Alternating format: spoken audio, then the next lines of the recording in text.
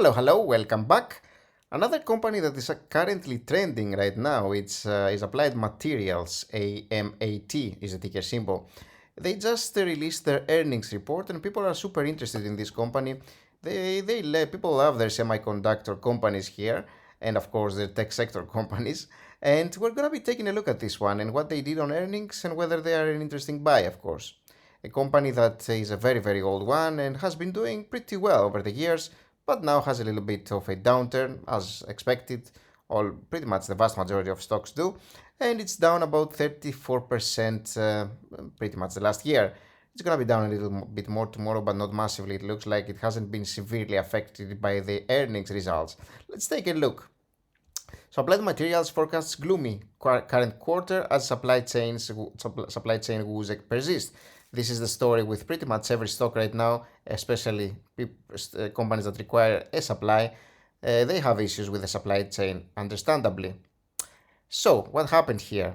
They said that they anticipate their ability to fulfill this demand and will remain constrained by ongoing supply chain challenges in the near term, with incremental improvements beginning in our fourth quarter. So, they do expect that pretty much at the end of the year things are gonna be getting better. But right now, this year is probably going to be an interesting challenge for them, as with again many companies which require some supplies. And as you'll see here, they estimate current quarter revenue of 6.25 billion plus or minus 400 million here, and analysts on average expect revenue of 6.73, so this is lower than expected in terms of the current quarter revenue. So there has been weakness in consumer demand for products like smartphones, PCs and TVs. Again, maybe understandable right now. The whole economy has been suppressed, so you would expect a little bit of a drop in revenue here. Sales in its display and adjacent markets segment rose 1.6% to 385 million in the quarter ended May 1st. So the company expects adjusted profit to be in the range of 1.59 to 1.95 per share, but estimates were 2.04. So this is going to be significantly lower here as well, like 20-25% or something. And for the second quarter, the company reported adjusted profit per share of 1.85 and revenue of 6.25 billion, both of which fell short of Wall Street estimates, as we noticed. And so right now they're down about 1.8% as we're currently looking at the stock, 1.9 right now. But yeah, it looks like it's a little bit of a subpar reaction from the Wall Street here. Now let's see what the company is doing financially, because this matters a lot. The P/E ratio is down for 15.4, price to free cash flow 20.5 here, slightly elevated, but it could be okay. Look at these outstanding shares going down tremendously. The company has been buying back shares like crazy. A lot of buying here. And I love to see this one, 2.84 years of free cash flow just to pay all the total liabilities. It means that the company has very little debt here. Kind of love to see that actually. Okay, 5-year revenue growth of 56, almost 57%, 67% net income growth, 46 free cash flow growth, and 31 total equity growth. Everything has been increasing nicely over here. Very cool. And in terms of absolute values, that's 14.6 billion to 23. Very nice. Now, the debt to equity ratio, again, very low. Current ratio, very high. I mean, pretty high. So, pointing to a company that is very solvent, and even without that much debt, the company has great return on equity here and great income margin as well. Return on capital employed also pretty great. I love to see these values here. 0.8 in terms of a dividend yield, which is 17% of its free cash flow that the company generates. And this is very little, of course. This is very safe in terms of a dividend. As always, we're using the dividends module to see the details of their dividends and how it has been increasing over the years. And you can see that they have been increasing their dividend pretty much every year, with some years where they had a big jump over here. But overall, it's always increasing in the past 10 years, 12 years or so. The current dividend yield, the effective one, is 0.94. That's based on the current price of the stock, but the last 12-month one, 0.86. Very cool. Everything looks fair. In terms of the statements here, let's see if things are normal. 14.7 to 23, very nice growth. 3.5 to 5.8 here, pretty nice as well. Normal stuff. In terms of their balance sheet, remember the company has been buying back a lot of stock.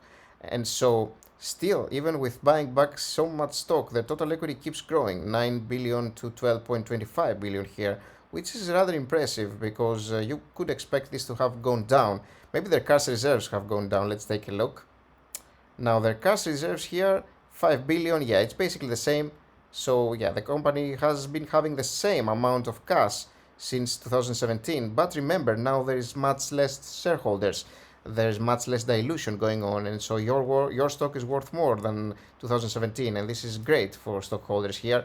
And the company still has the same amount of cash, so they have been doing fairly well here. And in terms of the net cash provided by operating activities, also been increasing nicely here, even with this change in working capital over here, which is probably again a one-off. And net cash used for investing activities, 1.2 billion loss, normal stuff, purchases of investments for the most part, like to see that, especially at the current market, capital expenditures, and paying a few dividends for financing here.